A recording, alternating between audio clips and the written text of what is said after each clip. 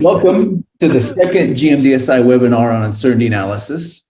This follows the webinar a few months ago where Chris and Joel gave some excellent presentations, sort of setting the stage of what can be achieved with predictive groundwater modeling and uncertainty analysis. And today, myself and Kath and John, we're going to expand on that and maybe set some conceptual boundaries of what we can hope to achieve with uncertainty analysis, and also maybe reset some expectations around uncertainty analysis. So with that, I will go first, and then we'll hear from John with a really smooth transition, and hear from Kath later on. So I think you guys can see my screen now. So I am going to start with this really famous quote from George Box that we've all heard before, that all models are wrong and some are useful. And here's a picture of George Box with a fantastic mustache, just to show you how intelligent this saying really is. But you know, this all models are wrong, but some are useful, for me at a very high level is motivating for uncertainty analysis. Yes, my modeling results are imprecise. The predictive outcomes are technically wrong. And so I'm using uncertainty analysis to expose and explicitly state that potential wrongness. And in doing so, increase the usefulness of my model, right? So it's from a nerdy practitioner perspective, uncertainty analysis is freeing, right? We're finally exposing to the world what we've known all along, that the uncertainty, that my model results are technically wrong, and I'm trying to quantify that wrongness and show you that wrongness. And that's great. And GMDSI has largely changed the narrative in our industry to focus on uncertainty analysis. It's becoming quite popular, I think. But there's some problems on the horizon related to this. I think there's some expectations that are misguided, that somehow I can take the old tired groundwater modeling analysis and just pour some, old modeling analysis and pour some uncertainty analysis on it. And now my model is fit for purpose, right? That now we have a new checkbox and we're going to check uncertainty analysis. So that old boring modeling analysis of I built a model that looks like the conceptual model, which in turn looks like reality. I tried to do something called calibration with this model. The time was running out, so I ran some scenarios and I wrote the report. And now we're going to shoehorn uncertainty analysis into this as well. Okay, now I also did uncertainty analysis, and then I wrote my report. This really misses the point about what uncertainty analysis brings to the table, and I'm going to try to reset some of those expectations. So first off, my first big point is all uncertainty analyses are wrong, but some are useful. You know, George Box wasn't talking about mod flow. He was talking about statistical models. And uncertainty analysis is a form of statistical modeling. So in a Bayesian sense, the prior that we're using is wrong. We can never hope to characterize the true stochastic character of the subsurface. And what that means in an upscaled model, who knows? The likelihood is technically wrong. We're using an imperfect model to evaluate likelihood. And that means the posterior is wrong. And the posterior is not just wrong because of the problems with the prior and the likelihood. It's wrong because the algorithms we use for data assimilation themselves are imperfect. We're making assumptions. Everything in PEST, in PEST++, at Markov chain Monte Carlo, everybody makes assumptions and takes shortcuts and makes approximations. And that means technically the posterior predictive distribution that we're all chasing after will always be wrong. And so how can it be useful? Well, for me, a useful approximation to the posterior is one that's meaningful and efficient. Now, meaningful approximations to the true posterior, I think John and Kath will speak more to that, but essentially we want to capture the decision-relevant characteristics of the posterior, and we want to do it efficiently. Now, several people have been asking me lately, how do I review an uncertainty analysis when somebody gives me one? Well, and they would say, how do I know they did it right? Well, they didn't do it right. Nobody does it right. It's impossible to do it right. But there are not obviously wrong ways to do it. And there's some ingredients to a not obviously wrong way. There's not necessarily a recipe. So the first ingredient, you want to look at the parameterization in the prior. Have they captured all of the model inputs that are uncertain, that are either directly influential over the prediction or sensitive to the historical data? If a model input satisfies either of those conditions, it should be captured in the parameterization. And that means if you just see zones of hydraulic conductivity as parameters, that's a red flag, right? We should see lots of things that are uncertain and express that uncertainty in the analysis as parameters. And that is always going to include boundary conditions. The next ingredient is related to the likelihood function. What data do you have to improve predictability? What information in that data improves predictability? Did you process that data to increase the signal to noise ratio so that you're matching the important parts of the data related to the prediction? How did you form the objective function? These things should all be described. Any subjectivity should be exposed and discussed. And then we get to the results. I like to see prior versus posterior histograms for the predictions, because that prior to posterior change gives you a bit of a glimpse of the information content of the observations that was transferred into that prediction. So I want to see that that's coherent. I want to look for plausibility in the parameters. And of course, I want to see tables of residual statistics. I want to see all of those. No, I'm only kidding. I can't stand those residual statistics. I think we as an industry would be well served to forego looking at residual statistics. They're an antiquated reminder of an older time when we had to use fitting the past as a proxy for predictive uncertainty. Well, now we can evaluate predictive uncertainty directly. Do we need to look at residual statistics? I think we're better off just talking about an open and frank discussion about how well the model reproduced historic observations and how that might relate to the prediction. So those are the ingredients of how to try to seek a meaningful and efficient uncertainty analysis. So the second major point, and this is the one that really gets me fired up, uncertainty analysis is not an aftermarket component that you just bolt on to a modeling analysis. If you build a big explanatory complex model and then hope to do uncertainty analysis, A, you're probably going to fail, and B, it's going to be a miserable experience for everyone involved. Instead, uncertainty analysis is part of a different type of modeling that's related to predictive computational science. So let's do some terms here. What we learn in school is, as groundwater modeling, is broadly a part of a field called computational science. And computational science is focused on understanding natural systems, building models to understand natural systems. But predictive computational science, this is a definition I got from the biomedical field, it's more concerned with the predictability of these models of unseen physical events in the presence of uncertainty. So we see that predictability and uncertainty are inextricably linked. And this is almost orthogonal to what you would do in an explanatory modeling analysis. So again, what we want to do is not necessarily understand how the system works. We want to make predictions about things we're going to do to that system. And so these are very different paths to walk. And they're different from the very moment you begin the modeling analysis. Either you choose to be explanatory or you choose to be predictive. If you choose the explanatory path and then you hope to do uncertainty analysis later, you're in for a rough time. And so I'm going to give you some examples from my history of what it looks like to do explanatory modeling. I used to do explanatory modeling, and it was a miserable existence. And it was miserable because it's almost an impossible task. We want to build this big, complex model that explains every facet of this natural system, but then we want to do predictive things with it. To build this big explanatory model, it's usually going to be high resolution, spatially and temporally, and it's going to cover a large area. Yeah, there's some recharge zones in those mountains. Well, guess what? My model better go all the way to those mountains to capture that recharge zone. Yes, there's a thick unsaturated zone at this site. Oh, well, we better have unsaturated zone processes. Oh, we have daily forcings. Oh, we better run the model daily.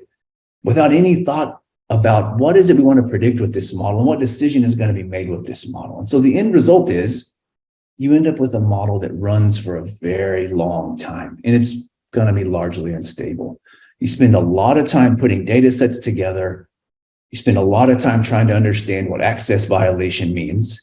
And once you get the model kind of halfway working, you do something called calibration, and now we're going to do uncertainty analysis, and then we're going to get it out the door.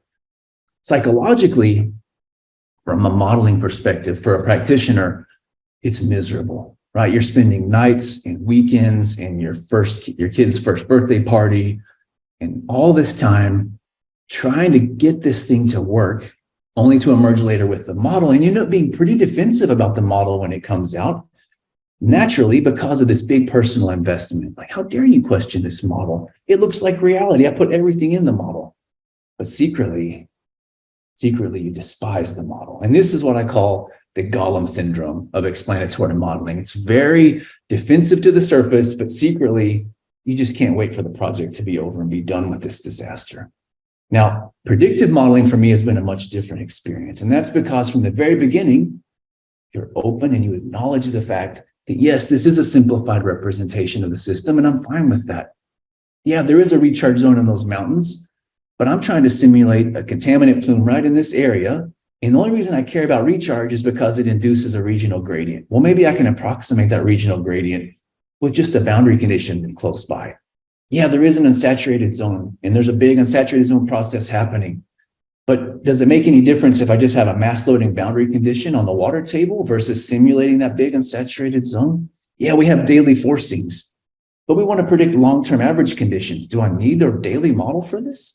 These are the types of discussions and questions you have at the very beginning when you start to build a predictive model. And the end result is you have a fast, stable model and one that's focused on maximizing predictability. And how do we maximize predictability? Well, first, we acknowledge and account for all of our uncertainties, even the ones we created through simplification. And then we do robust data assimilation of all available information, not just water levels and concentrations, but anecdotal information, Packer test information, slug tests. All those things can be robustly incorporated through data assimilation with a fast, stable model that's somewhat abstract. And for me, this ends up being a much more collaborative process. So the third point I want to make, and this is where I'm really going to start to pontificate, is that there's a trade-off between the budget and time we have available for modeling and the predictability we want to achieve, right? Decision makers want the highest predictability we can get to, but that costs more. And so we need to be meaningful and efficient, and society needs us to be meaningful and efficient with our analyses. So I've made up some of these curves, and this is my take, and these curves are very situation specific, they're practitioner specific, all those kinds of things, but it's just trying to illustrate some concepts. So if we have effort on the x-axis and predictability on the y-axis, when you first start analysis, you can do hand calculations, right? You could use a Domenico spreadsheet, you could do a water budget. I've got this colleague, Eric Anderson, and this guy can pencil whip some incredible hand calculations using groundwater hydraulics and first principles. And so that's sort of the first analysis. And just with a little bit of effort, you get a decent increase in predictability. Yes, we can't quantify uncertainty, but with worst case scenarios or factor of safety kinds of things, we still can do something meaningful, I think, with just a little bit of effort. And then you get the time series models. I'm a big fan of these time series models lately. I'm surprised what you can actually do with these things. And then you get to analytical element models. And then eventually you get on this sort of the numerical modeling part of the curve, where in a naive sense, you would just keep pumping effort into the model, keep building it better, adding processes, getting better, and you would keep getting an incremental increase in predictability. Well, that's true up until a point. And that point is the limit of information. When you get to the limit of information, you can think of this as the edge of the null space. We've used all available information. Any additional effort is wasteful because we can't make any better predictions because we simply just don't know what's going on beyond that point. And so that leads us to this ideal curve. And that sort of tells us where we want to stop investing in this modeling analysis. And maybe for this type of prediction, this practitioner skill set, they fall out like this. But then there's another curve, and this is the curve of reality that we all live on, and it's the curve that represents the current state of technology. Because big complex models take a long time to build, and we have to wrangle these big data sets, and then the model takes a very long time to run. With big, complex numerical models, we can't really assimilate data or express uncertainty like we want to. And because of that, these big, complex numerical models actually have a decrease in predictability. So we actually, by increasing the spending and the time and the effort we put into these big, complex models, we're actually worse off, in my opinion, than if we would have used a simple numerical model. So for me, present day, in my experience, simple numerical models are probably near the top, the maximum of predictability that we can achieve in most settings. Now I'm going to make one final point, and this is where we start to think beyond the predictions, right? So for a long time, we focused on predictions, right? We got to have the prediction first, and that tells us how to build the model. But predictions are really only a construct we use to get to decisions, right? Predictions only exist to support decisions. Now, if our posterior distributions are always wrong, it might be better off in many cases to think about the prediction instead, because the predictions in many cases are binary. They're going to be a go, no go kind of thing. it's much easier to be right if you have a 50% chance versus getting the shape of the posterior distribution exactly right. And so this brings up this idea of actionable information. So here on the right, I'm showing 3 results from a study Kath and I were involved with Matt Knowling. And so you can think of the top plot, here I can use my pointer, the top plot as a complex analysis, an intermediate analysis, and a very simple analysis. And what we're interested in here is, are we going to achieve a 0.5 milligram per liter reduction in nitrate concentration by implementing an economically costly land use policy in a certain basin? And so the policymakers said, if we can get at least 0.5 milligram per liter, we will consider implementing this costly land use policy. And so what you see is that all 3 of these analyses with very different results, especially the simple one, I mean, the posterior here is essentially degenerate. All 3 of these give the same actionable information related to the decision. They're all on the correct side of the decision threshold. Now, we can't estimate uncertainty with this one, so we don't understand fully its predictability, but maybe with a worst case scenario analysis or with a factor of safety, we can still do something. And so I think in many cases, actionable information is considerably less than the maximum of predictability. And that means maybe we can get by with much simpler analyses. Now, decision makers will almost always dictate what is actionable for them. And that relates to the cost of being wrong for the decision. So if there's a big economic cost or a big environmental cost, maybe they want to drive actionable up near that maximum of predictability. But I think in many cases, we can get by with something simpler, with less investment on our part, quicker analyses, using more approximate models. I think we can achieve greater impact with our science in many settings. So in summary, we've come a long way. GMDSI has changed the narrative in our industry to focus away from the big, complex explanatory models to thinking about predictive modeling and uncertainty analysis.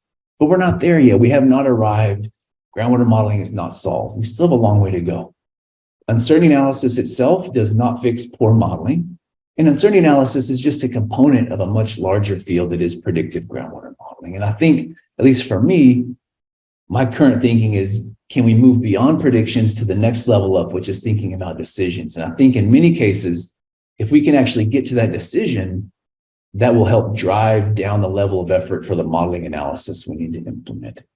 And so with that, I think I will now hand it back over to John. I think, let's see, stop sharing. Oops. Stop sharing. And start sharing.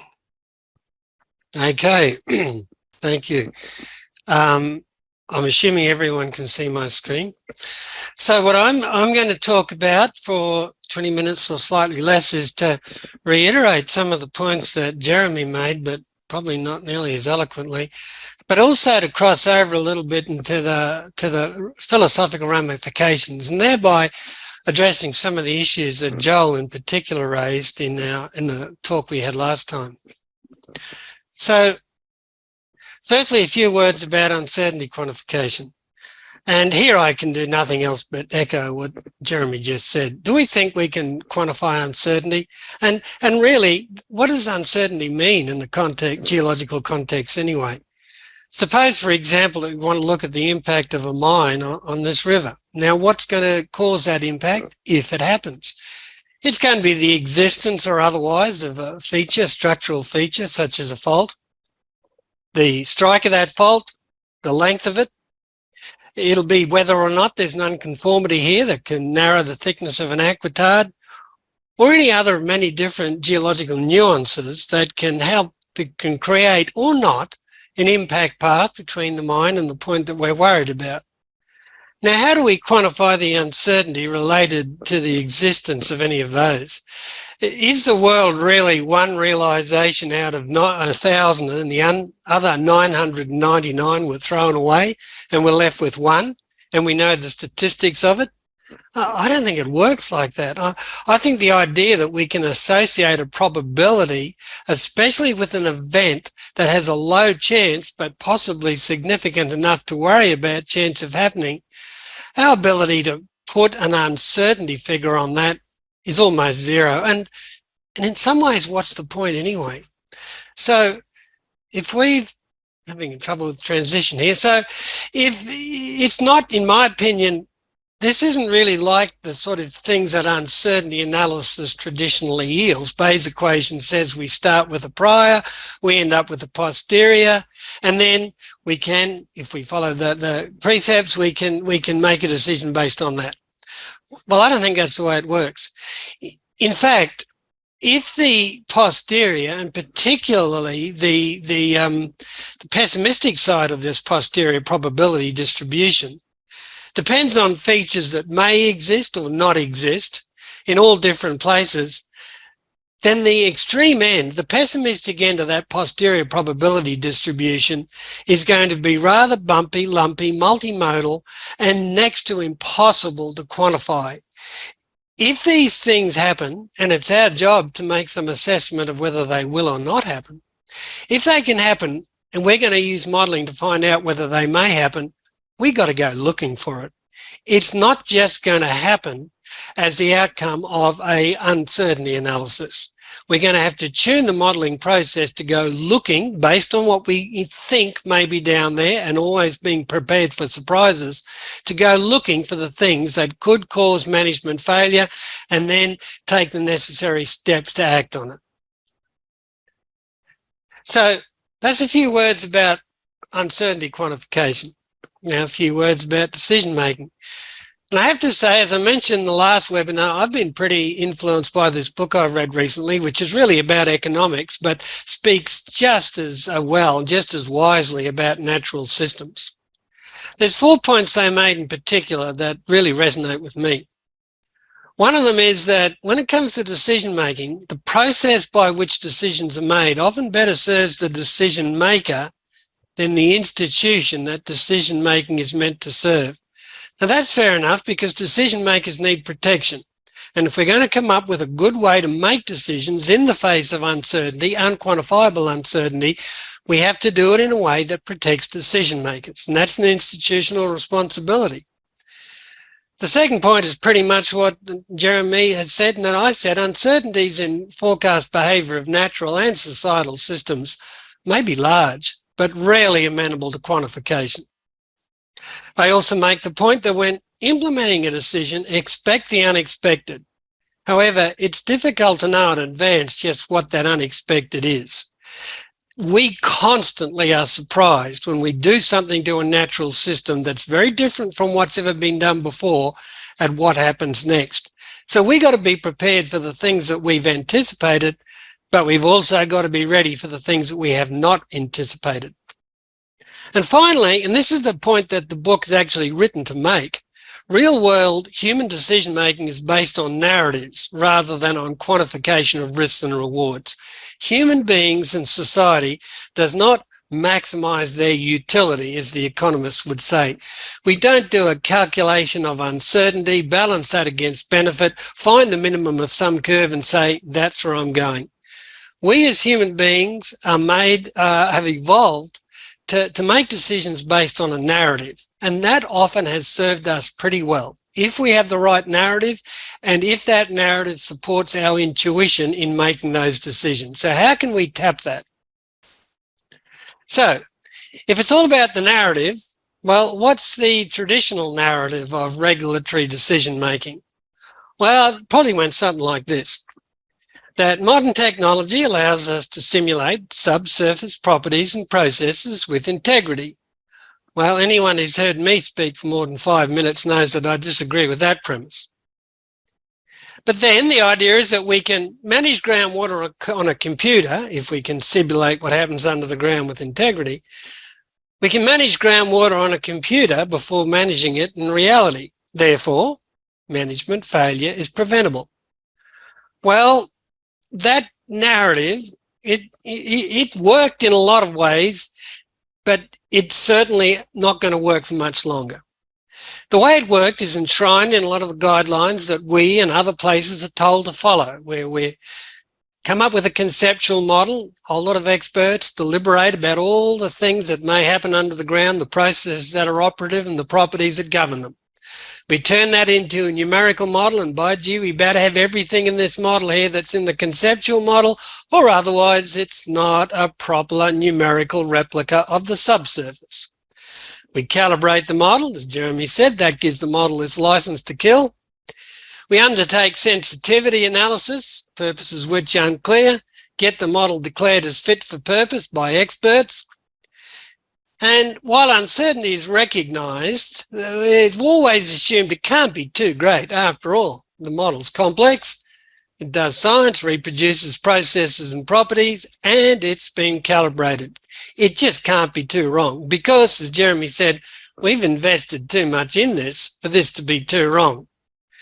Now, in terms of decision maker safety, that kind of worked up to a point. The decision maker could say they've followed the guidelines, and decision makers, regulatory decision makers, I understand, need to be able to say that.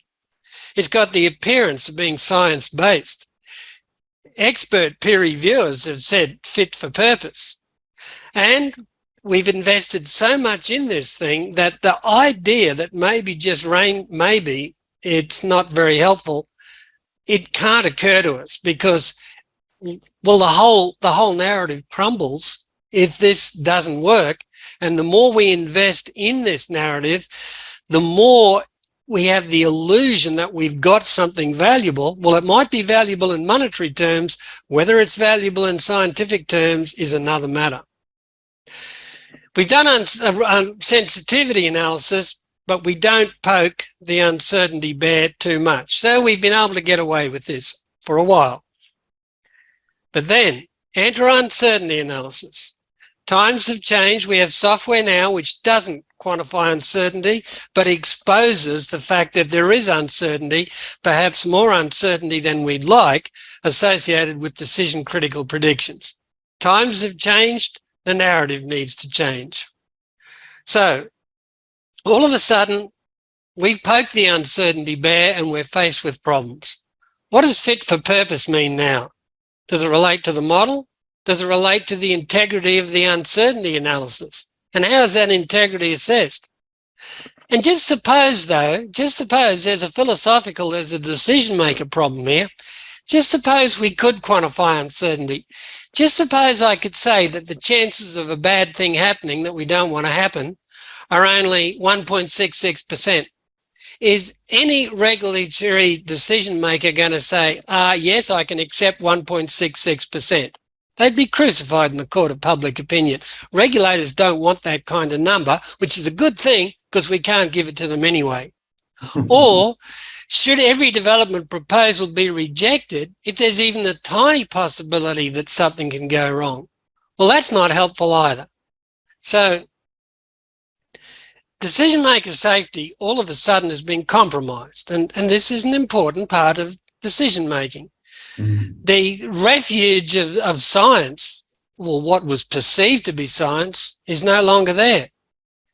So the narrative that has been underpinned regulatory decision making for so long does not provide that safety mechanism for regulators that it once did. But we need to come up with a paradigm that does do that. So where do we go from here? Well, I don't have all the answers, that's for sure. All I can do is contribute to a discussion that we as an industry absolutely have to have. So how do we understand modern day decision making? Well, there's been books written about it, and my contribution to these discussions can only be poor. But I've tried to draw a picture, and this is what it looks like. We've got decisions to make every day. We can't escape them. Decisions and the necessity to make them will not go away. We do have more data than we ever did before, not nearly as much as we'd like, but more data. And we have the technology that can process that data in context-specific and decision-specific ways. We've probably got more stakeholders than we ever did before too. And they're often fairly belligerent. And they often hold very different values. And they're often looking at over our shoulder very carefully. This is a new part of the decision-making context that the paradigm has to be able to meet. I think as scientists, and we are scientists, have to create at the center of this whole thing, this little space called science. Now, books have been written about the scientific method. All I'll do is say a few words about scientific mindset. Because this is the mindset that the only thing I think that can bring us all together and bring all of this together to create a space in which we can create a new paradigm in which we can bring out the finest parts of human intuition to make good decisions. Science is value-free. It's inquiry-based. It's collegiate, respectful, questioning of current concepts held by others, held by ourselves. It's always questioning, and it always says that to enter this space, we have to put our values aside and look to where truth comes from. And truth comes from data. And we have to design a process, a scientific process, which can harvest information from that data and deliver it to the point of decision making. If we don't create this space, we've got no other option but to fight. So creating and maintaining this space must be the first dictate of our responsibilities of us as scientists and of the new paradigm that we must create and sustain. So the new narrative, what is it? Well, I don't know, but maybe it goes something like this.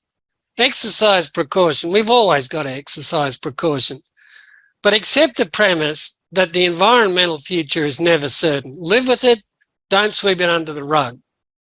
And use the scientific method to establish a solid ground for hoping for the best, but preparing for the unexpected. And how is this achieved? Well, firstly, the unexpected.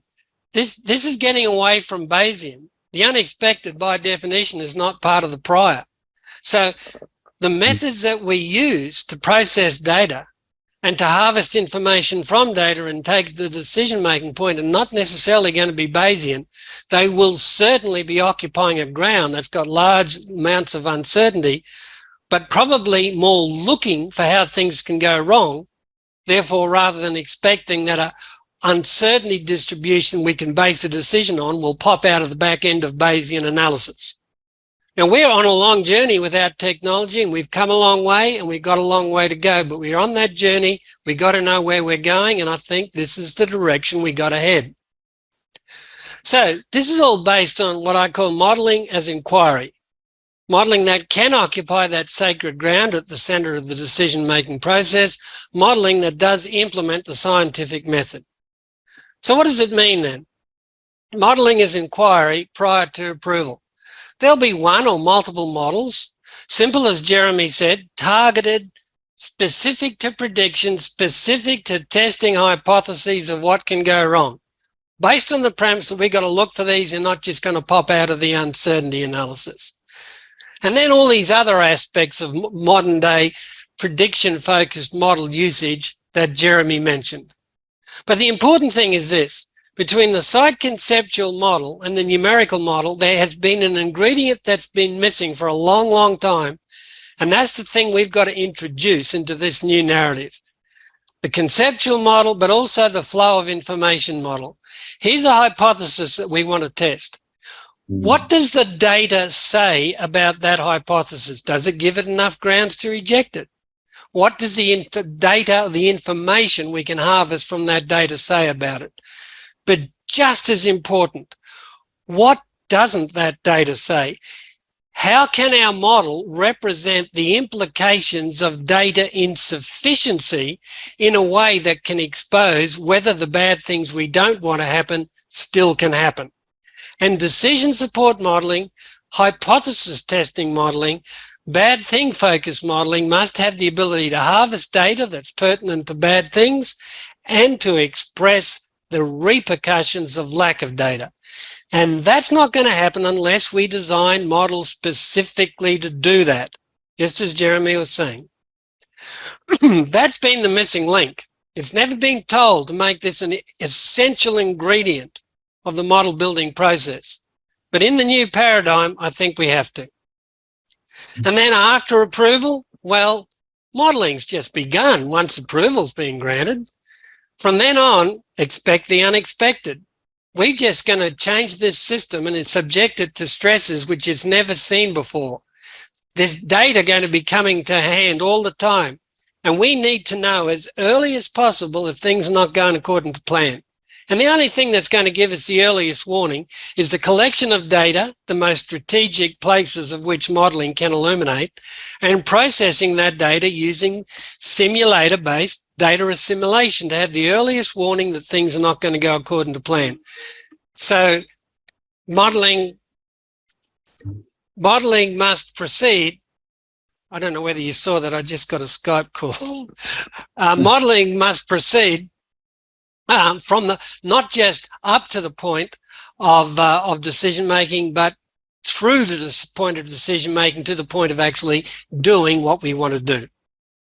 So decision maker safety, that vital ingredient of the decision making process, it's not going to be in the illusion of certainty anymore. It's going to be based on the preparedness based on the fact that we have modelling, simulation that can harvest information gathered in the past, gathered as we proceed, so that we've got the earliest warning of things going wrong, and that we've got a plan B in mind based on modelling that can respond to the earliest warnings of things going wrong. So preparedness has to be the new mechanism for decision maker safety, and the ability to modify or even alter or even stop management if we have to, because we'll have enough warning to change the way we do things. Few environmental actions are risk-free, but with the right technology, they can be managed. And our job is to build and implement and tell people and educate people in the right technology. So if this is going to happen, it's going to require institutional support, in my opinion. It's going to require that institutions, that the government says that we got to have clearly stated regulatory policies and guidelines that place the scientific method implemented collegiately in a disinterested manner at the centre of the regulatory decision-making process. And it's got to acknowledge that regulatory oversight does not end with project approval. It's got to provide assistance for regulators in knowing the precepts of this decision-focused modelling, of knowing the precepts of how we can build a model that harvest information, test hypotheses pertinent to management failure, and deliver them to decision makers in a way that they can make a decision comfortable in the fact that whatever happens from now on, we'll get early detection of anything going wrong, and the unexpected can be managed. So placing science at the centre of this whole decision-making process and guidelines that support and make a safe ground for decision makers to implement it is essential to making the transition to the new paradigm, which we have to have. Why is this important? Because we need a new decision-making narrative that's scientific, inclusive, protective of decision makers, flexible, aligned with modern-day values, and aligned with modern-day technology. The time has come for this to happen, but it won't happen, I think, unless we take positive steps in this direction. And with that, I finish my talk and I hand over to Kath.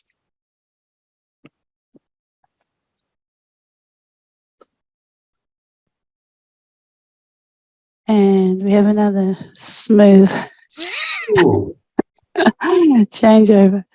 So in this final part of the webinar, I'd like to focus on some pragmatic implications of the previous two presentations. Hang on, I just can't move that around. Okay.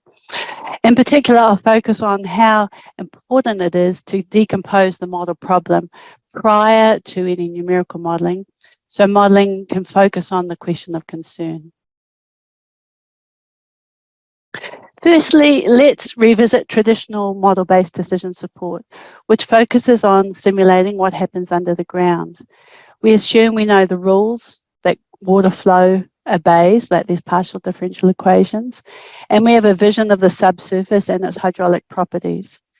And we kind of know past and future stresses and how the system responded to these past stresses in some monitoring locations. Traditionally, the idea is that we put all of this into a model and then we can predict the future. This is alluring, but because the subsurface concepts tend to be hardwired into this type of model, and because the model isn't tailored to ask the is this going to work or not type of question that a modeler and stakeholders need to ask, it may fail to give us the most important things that we need. Because this model isn't built to make inquiries. An alternative can be found in how we formulate the modelling problem, which begins with identifying the ways in which our proposed new management strategy may not live up to expectations. A model can be tuned to test hypotheses of failure, given the impact pathways, with parameter receptacles that allow us to process data that illuminate the existence or not of these impact pathways. This then allows us to express what we can know and the repercussions of what we don't know in terms of our decision, which needs to consider what can go wrong. It also allows us to explore what new data can be gathered now or in the future to reduce decision uncertainty. This inquiry-based modelling approach, as John was calling it, not only honours the scientific method, it places those who are most concerned about the risks of failure right at the centre of the modelling process. So designing a decision-tuned or inquiry-based model requires implementing problem decomposition, which can be summarised in these 5 steps. Firstly, we identify the decision failure criteria, which might be that a stream flow dries up or a groundwater-dependent ecosystem dries up. Next, we identify the potential impact pathways linking the new development or stress to that potential failure. Then, within our hydrogeological context, we consider the subsurface processes and properties that would influence the existence of this impact pathway or not. We also consider the existing or future data that could help illuminate this, and we ensure that the model can also represent failure if failure is a possibility. Then, hopefully, it follows that you can design a model with parameter receptacles to represent those impact pathways, potentially in an abstract way, and that can harvest any information that can shed light on the existence of those pathways so that the potential for management failure can be tested. So, inquiry-based modelling in a nutshell, we have to make a decision and we have a Damocles sword of what can go wrong hanging over our head. We have a model that allows us to test hypotheses of what may go wrong, and we use the model to help us choose a strategy with the least risk of failure, while the possibility that something can go wrong will likely remain, as significant uncertainty is likely to remain. So inquiry-based modelling focuses on testing hypotheses and probing ways that further data may reduce the decision uncertainty. It also allows us to design monitoring networks that give us the earliest possible warning of failure and to derive a plan B in advance should that warning raise an alarm. So we have good grounds to hope for the best, but we are also preparing for anything that we can anticipate and also anything that may take us by surprise. And as John just mentioned, after the decision is made, the modelling process continues. We gather and process the best set of data in the best way, using such an inquiry-based modelling process, so that we can keep management on track or even reverse it if we need to, because we have time and we have sufficient warning because we've processed the data in the way that matters, that probes the potential for failure. So just so that this doesn't seem totally academic, we put together a couple of examples that illustrate this approach and how it may result in different types of modelling than we may be used to. So firstly, I'll show an example with limited data. I used to work in Queensland, and this example is based on problems that used to come up frequently in the regulatory framework there. We have a river and an aquifer, and that aquifer is a recharge bed for the Great Artesian Basin. And the question being asked of the model is, if we put a mine here, is it going to impact this river? And what's it going to do to the recharge to the Great Artesian Basin? These questions come up again and again in the region. And to spice this up, is there something from left field underground, like these potential faults, that could affect the answer to these questions? Option 1 is to build a complex transient model, because this is a really important issue and the hydrogeological situation is complex. So let's try and put everything we can into this model. Unfortunately, as the previous speakers have already mentioned, even though this course of action is pursued with the best of intentions, complex models can be rigid and slow to run, and they may fail to do the one thing we have asked of them, which is to simulate the multi-component interactions of complex systems. For example, simulating the interaction of the shallow and deep systems is always numerically difficult. So option 2, we decompose the problem and build a model that focuses on failure mechanisms, which immediately require us to think about our impact pathways. This may mean that we have 2 models that focus on 2 very different impact pathways. Firstly, we can see the impact pathway through the superficial layer, and secondly, impact pathways through the subsurface and subsurficial layers, and possibly through faults if they exist. So now let's try and simulate them one at a time using a model that's tuned for each pathway. The transmissivity of the superficial aquifer will either create or obstruct the impact pathway between the mine and the river. So where is the information on transmissivity coming from? There are only a few boreholes, but they confirm that water flows downhill and that it's shallower down here than it is up here. Suddenly we can see that topographic information can tell us quite a lot about the transmissivity in this aquifer. So let's simulate it.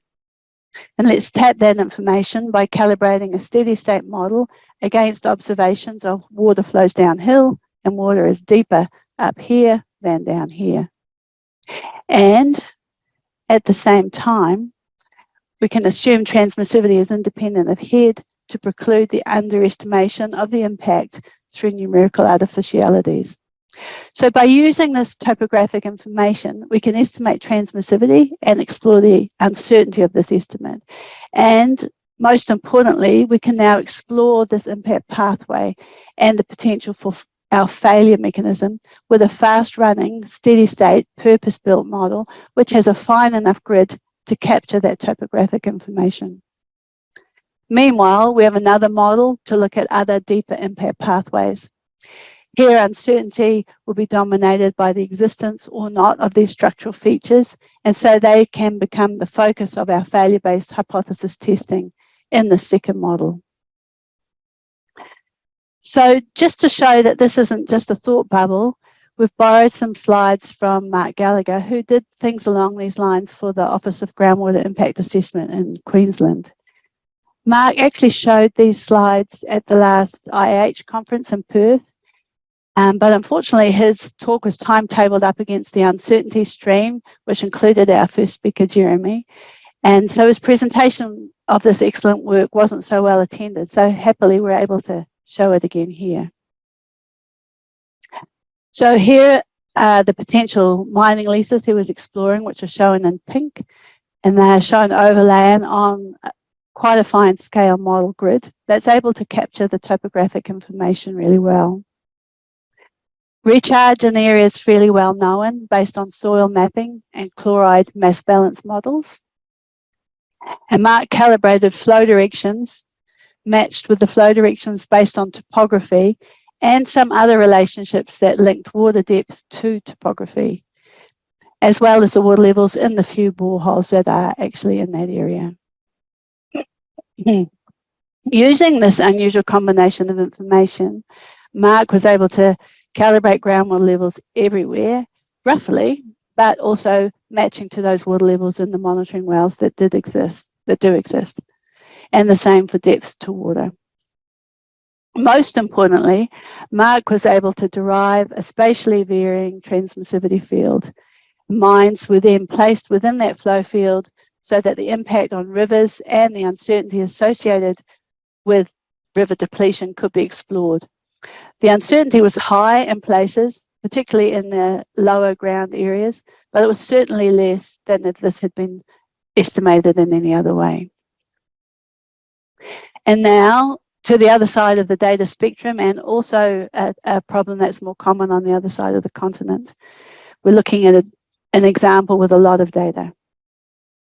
Let's suppose there's a lake that we care about, and there are pumping wells and aquifers that are connected to that lake. We have a lot of information on the pumping rates, and we also have a lot of information on the effect of pumping on those monitoring wells. And there are very strict rules about how low water levels can be dropped by pumping in these monitoring wells, as there often is. If we're going to regulate on the basis of these monitoring wells, our model has to hit these water levels as well as possible. So in this case, in decomposing the problem, we can recognize that there is quite a lot of relevant data. So we're in a situation where we're able to use the model as a type of machine learning tool. We're able to build a model that may be somewhat abstract in its representation of reality and may be limited in spatial extent. And perhaps we may sacrifice the fits in some parts of the model domain, but we will be able to fit those water levels in those wells really, really well, because these are the wells that matter. They're the wells upon which decisions rest and rules are based. So we need to build a model that incorporates only as much as it needs to forge the linkages between historical pumping and climate, and how the groundwater levels monitored in those wells responded to those stresses. This model may be coupled with simple recharge models that run fast, and it may have boundary conditions that aren't too far from the site and are simulated in a way that allows them to follow the climate. And the model will have enough parameters in it that allow the model to replicate the response in these wells, and with enough parameters to probe the failure possibilities arising from uncertainty that remains after replicating the heads in these wells. In doing this, we've supported the decision-making process as well as data available allows. So in conclusion, in any decision on the future, there are things that we know, and there's a lot that we can't know, some of which may take us to dark places. And the gap in the decision between now and in the future will be bridged by human intuition based on a narrative. It won't be based on a model. Our job as modelers is to inform people, communities, and stakeholders about what can be known and what is not known, so they are able to construct the necessary narrative bridge to make decisions now about the future. That is less likely to be successful with any model that hardwires in concepts, even if uncertainty histograms accompany the model predictions made with those complex models. But it can happen if we develop a modeling-based scientific space populated by information from people who trust each other to build, explore, and refine concepts through shared model-based inquiry. This requires building models that are tuned to look at failure mechanisms and impact pathways.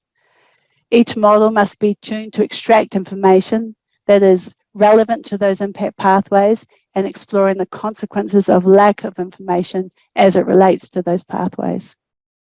In this way, modelling can be used to inform the narrative required for this whole process to work. So this is where I think we need to head in decision support modelling. Thank you.